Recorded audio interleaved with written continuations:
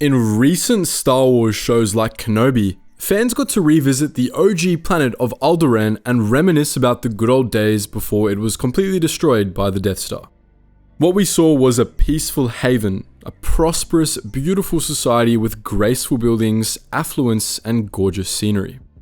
This was at least somewhat true for the Golden Age of the Republic and the first few years of the Galactic Empire's reign, but it wasn't always the case. As often happens with incredibly rich, influential worlds, Alderaan was the center of many conflicts and political struggles that left an absolute indelible mark on its history, and this was particularly true during the time of the Old Republic. In today's video, we're going to cover the century that Alderaan just couldn't catch a break and detail the events that turned it into a minefield, sometimes literally.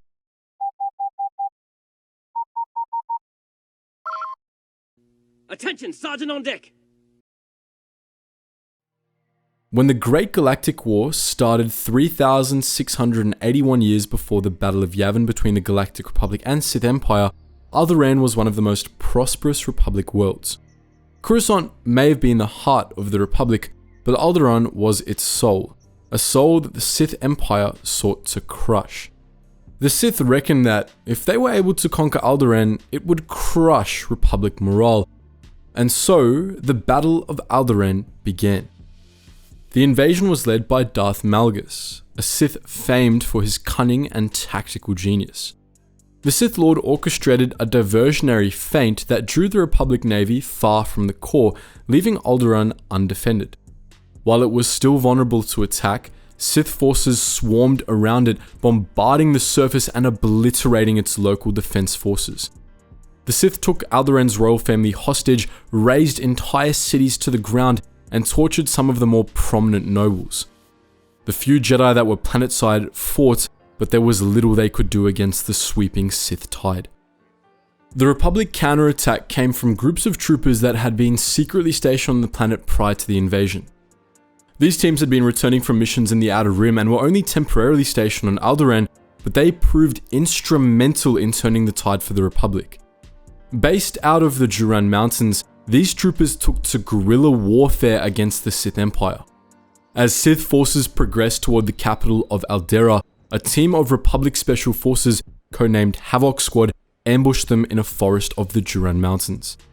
A massive battle broke out, with many Havoc Squad troopers falling to the rampaging Sith Lord.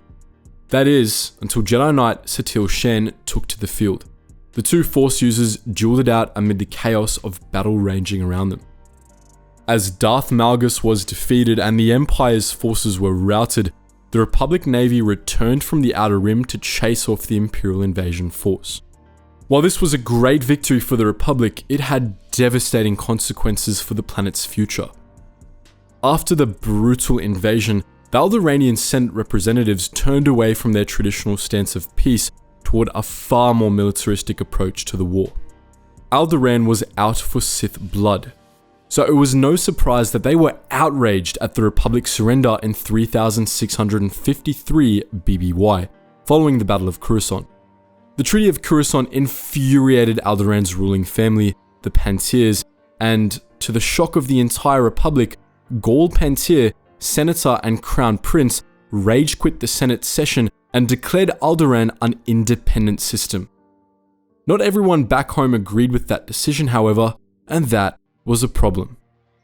What the people of Alderaan had been looking forward to the most was a return to normalcy, to their peaceful way of life. What they got instead was a bloody civil war that hit their homeworld hard after the Great Galactic War. Before we get into the gritty details of the Civil War, it's important to understand how Alderaan's government worked. As we mentioned, alongside the royal family, there were several noble houses with great influence. These families, known as the Great Houses of Alderaan, made up the Alderaanian Parliament.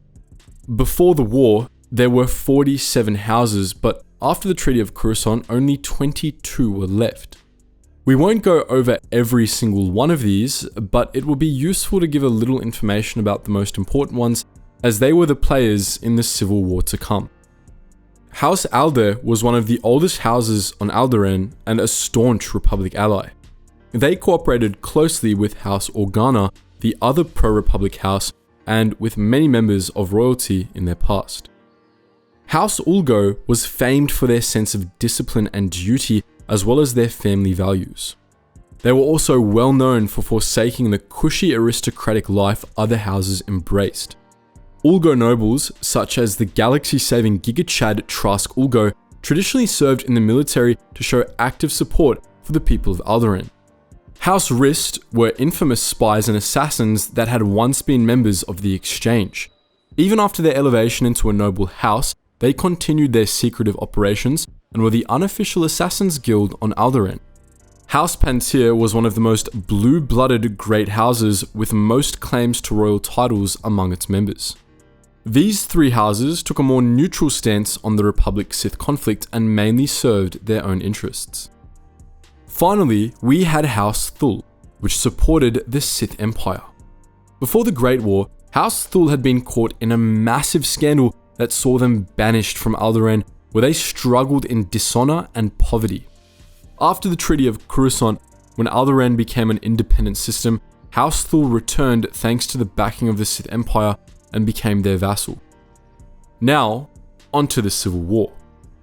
As we mentioned, Senator and Crown Prince Gol Pantir's decision to secede from the Republic wasn't unanimously embraced by the other noble houses. Shortly after he proclaimed Alderaan independent, he was assassinated by a member of House Rist. Only a few days later, his mother, Queen Selara, died in a shuttle crash. With her, the royal family had been wiped out, and with no heir to the throne remaining, a bloody civil war broke out among the houses that laid claim to the throne. The Alderaanian parliament was unable to come to a consensus and appoint a new royal family. In this confusion, the Sith Empire managed to reinstate House Thul and, through their puppet, attempted to control Alderaan once more. Faced with this new Sith threat, Boris Ulgo declared himself King of Alderaan to protect his homeworld from what he saw as a second invasion. House Pantir protested, but with the backing of the military so many of House Ulgo had served in, many Pantir nobles were executed. The remainder fled to the mountains to survive. Many of the remaining noble houses took issue with Boris Ulgo's martial law and harsh methods. House Organa, which was pro-Republic, and House Thul, which was pro-Sith, both made claim to the throne, and the next 2 decades saw the three houses battling for the throne. House Pantir, on the other hand, was willing to accept either the Republic or the Sith Empire depending on which faction managed to dethrone the usurper king.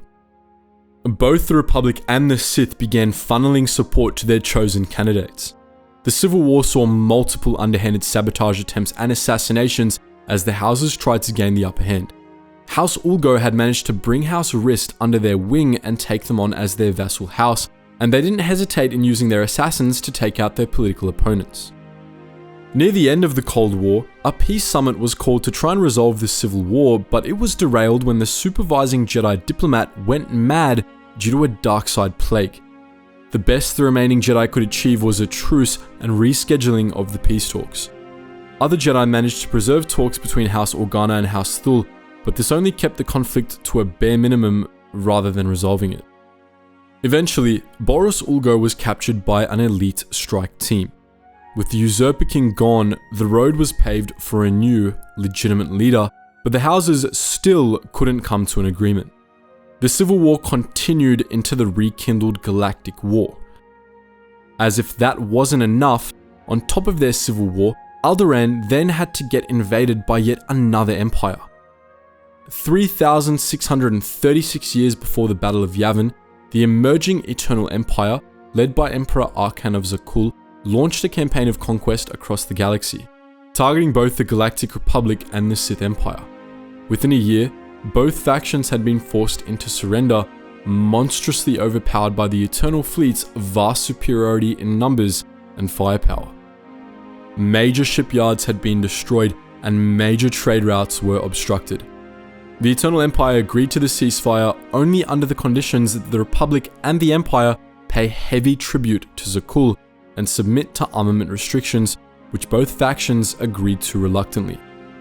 Of course, Arkan didn't just withdraw his forces after the ceasefire. Instead of leaving occupying armies behind to ensure the Republic and Empire towed the line, he installed battle stations called Star Fortresses above key worlds, including above Alderaan. These Star Fortresses were commanded by an Exarch, a biologically and cybernetically enhanced Knight of Zakul and powered by a sun generator, which was essentially an artificial star.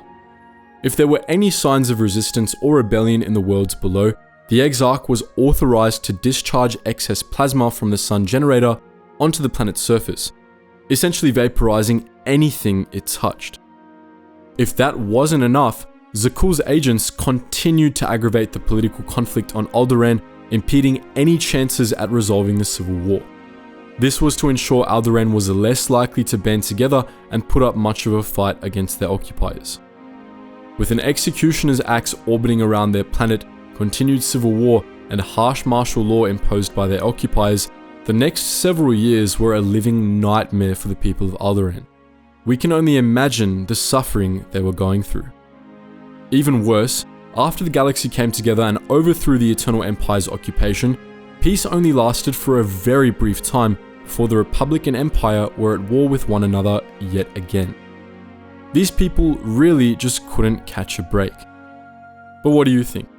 Were you surprised that Alderaan had so much civil unrest and murder in its past, or did you expect worse?